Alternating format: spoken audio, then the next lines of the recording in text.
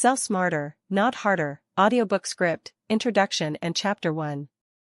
Title: Sell Smarter, Not Harder, The Leverage First Guide to Modern Sales. Introduction: The Myth of the Hustle. This book is dedicated to anyone who feels busy but not successful. If your sales success relies solely on the clock, the sheer volume of calls you make, the number of emails you send, or the hours you spend churning through spreadsheets, you're not selling hard, you're just selling laboriously.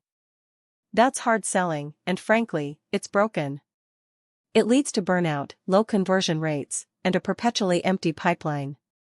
The modern buyer is educated, skeptical, and instantly recognizes when they are being sold to by someone who is simply running a numbers game.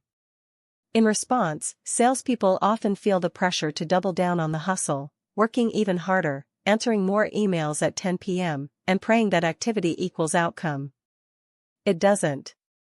Selling smarter is the intentional shift from activity-based selling to leverage-based selling. It's about doing less of what doesn't work and more of what scales your impact. This means we'll focus on precision over volume, insight over enthusiasm, and deep qualification over desperate acceptance. Throughout this book, you will find strategies and examples designed to reduce your workload while increasing your conversion rates and average deal size. You will learn to identify the invisible levers in your process, the points where a tiny adjustment in strategy yields a massive increase in results. Chapter 1: Defining Your Leverage Point. The single greatest enemy of smart selling is the delusion that all effort is equally productive. We confuse busy with effective. If you are constantly answering emails, scheduling unqualified calls, and making pitches to people who will never buy, you are maximizing your activity while minimizing your impact. The solution is not to work less, but to work with surgical precision. This starts with identifying your leverage point. The 20/80 prospect principle. You've likely heard of the Pareto principle, or the 80/20 rule. 80% of results come from 20% of effort. In sales, this translates perfectly: 80% of your revenue will come from 20% of your clients. The smart seller doesn't treat every prospect the same. The hard seller calls 100 random leads hoping to catch a few. The smart seller spends the same amount of time researching 20 perfect leads, understanding their challenges deeply, and crafting a message that cuts through the noise. Your leverage point is where that 20% lies. It's the intersection of a prospect's need, their budget, and their readiness to change. Practical example: the reverse loss analysis. Most salespeople study their best deals. Smart sellers also deeply analyze their worst deals, the ones that took the longest, required the most discounts, or, critically, the ones they lost. This exercise isn't about blame, it's about defining the 80% you must stop chasing. The process involves 3 steps. Step 1: Identify the lost deals. Select 5 deals you lost in the last quarter after a significant time investment. The focus here is time, effort, and frustration, and the goal is to define the waste. Step 2: Pinpoint the red flags. Review your notes. What was missing? For example, no clear decision maker, budget was too small, or they needed a feature we don't offer. This helps you find the patterns of failure. Step 3: Create a do not pursue filter. Turn those red flags into a mandatory filtering checklist, such as, must have a budget confirmed above $10,000, or, must involve the CEO or VP. This helps you stop pursuing prospects that match these non-ideal traits. Consider this relatable scenario. The hard seller spends 4 months chasing a startup founder who loved the product but had a shoestring budget and was using the process to haggle with a cheaper competitor. The smart seller identifies that chasing startups under 10 employees is their reverse loss pattern. They filter out those leads, saving dozens of hours and spending that time on mid-market companies that consistently close faster and at full price. Sales vanity metrics: what to stop measuring. Hard selling loves metrics that feel good but mean nothing. Stop chasing these numbers. They make you busy, but not rich. First, total calls or emails sent. This is a measure of activity, not interest. Focus on responses and meetings scheduled. Second, total leads in the pipeline. A bloated pipeline full of unqualified leads is a lie you tell yourself. Focus instead on stage-qualified opportunities, leads who have confirmed pain, budget, and authority. Third, website visits or clicks, especially if you're an account executive or closer. Let marketing handle these top-of-funnel metrics. Your focus is the bottom of the funnel. The smart metric you should focus on is time to value divided by average deal size. Smart selling prioritizes deals that are both large and fast to close. If a deal is massive but takes 18 months, your leverage point might be better served by 3 medium-sized deals that close in 6 weeks. Focus your effort on the deals that yield the highest dollar per hour invested. Chapter 2, the 3-layer qualification filter: stop pitching, start screening. Hard sellers pitch to anyone who will pick up the phone. Smart sellers screen like a bouncer at an exclusive club, velvet rope in hand, guest list memorized. If Chapter 1 taught you what not to chase, this chapter gives you the 3-question filter that guarantees you only speak with prospects who can actually buy. We're replacing hope with homework. Layer 1, pain x priority. Layer 2, money x motion. Layer 3, power x process. Memorize those 6 words. Everything else is noise. Layer 1, pain x priority. Pain without priority is a hobby. I can have a broken taillight on my car for 6 months, technically a problem, but I'll still binge Netflix tonight. Your buyer is the same. So the first screen is not, do they have pain? Is solving this pain one of their top 3 priorities this quarter? Practical script, use it verbatim on your next cold call. Pat, I'm not calling to sell you anything today. Quick question, on a scale of 1 to 10, how painful is the churn in your enterprise accounts right now? And if it's above a 7, is reducing it a top 3 initiative for Q3? If the answer is anything but yes, it's an 8 and it's number 2 on my list, you politely disengage.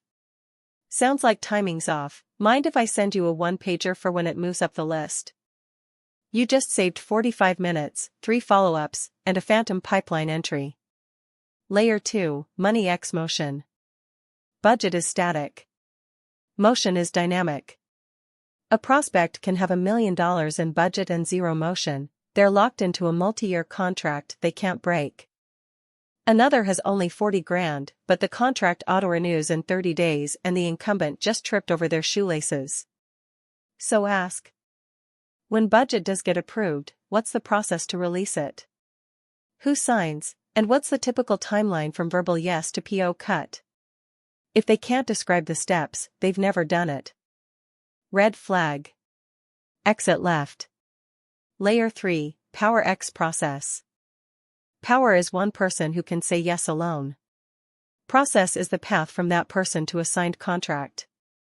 Map both or die in committee hell. Try this. Assume we're a perfect fit, who else would need to bless this, and what's the last project you greenlit that looked similar? Walk me through the week-by-week play-by-play. If they stumble, you're not talking to power. If they give you a 12-step labyrinth, you're allowed to say. Sounds like a lot of moving parts, happy to re-engage once the process firms up. Putting it together, the 90-second qualifier. Open every first call with these 3 sentences. Before we dive in, can you share the business priority this quarter that's tied to your bonus? Perfect. Who owns the budget line for that priority, and what's the fastest you've ever spent it? And when that decision's made, what does approval look like? Days, weeks, signatures? If any answer is fuzzy, you thank them for their time and hang up. No deck. No demo. No maybe. Your pipeline will shrink overnight. Your win rate will double within 30 days. That's leverage. Chapter 3, One-to-Many Messaging, turn every email into a sales force multiplier. Hard sellers write every email from scratch. Smart sellers build one magnetic message, then let it travel the world while they sleep. This chapter is the copy and paste engine that turns a single hour of writing into thousands of personalized, high-converting touchpoints. Step 1, build the problem pyramid. Take out a sheet of paper. Draw 3 horizontal lines. Top row, industry-wide pain every CFO quotes in earnings calls. Middle row, role-specific pain your champion feels on a Thursday at 2 p.m. Bottom row, personal pain that keeps them staring at the ceiling at 11 p.m. Example for a cybersecurity SaaS. Industry, average breach cost hit $4.45 million last year. Role, CISO missed SLA on patch timeline, board asked for remediation plan. Personal, spouse read about the breach in the Wall Street Journal and asked, "Are you next?" You now have 3 layers of emotional intensity. Every message you send will hit at least 2. Step 2, write the modular script. Create 3 bulletproof sentences that never change. Sentence 1, trigger. I noticed you're migrating 2,000 endpoints to Windows 11 by August. Sentence 2, consequence. Most teams we speak with see a 300% spike in vulnerable drivers during that window. Sentence 3, curiosity. Curious if you built a sidestep that doesn't add another overnight shift? That's it. 42 words. 0 mention of your product. Step 3, personalize at scale with dynamic fields. Load the modular script into your sequencing tool. Insert dynamic fields, trigger_event, role, public_metric. Now one template becomes: Hi, first_name, comma. Saw, trigger_event. Teams in, industry, usually see, consequence. Wondering if you've already, curiosity_question? Upload 500 contacts. Hit send. Each recipient thinks you spent 10 minutes researching only them. Step 4, the 24-hour reply bump. At exactly 23 hours, schedule a 1-line follow-up. Did I catch you at a bad time, or is driver sprawl just not on your radar yet? This single sentence gets a 27% reply rate across 14,000 campaigns because it feels like a human nudge, not automation. Step 5, turn replies into meetings with the calendar clip. The moment they respond, positive or negative, reply with, "Happy to share the playbook. Grab any 15 minutes here, Calendly link." No friction. No, what does your calendar look like next week? 1 click, 1 slot, 1 outcome. The math. 1 hour to write the modular script. 5 minutes to upload a list. 0 minutes to maintain.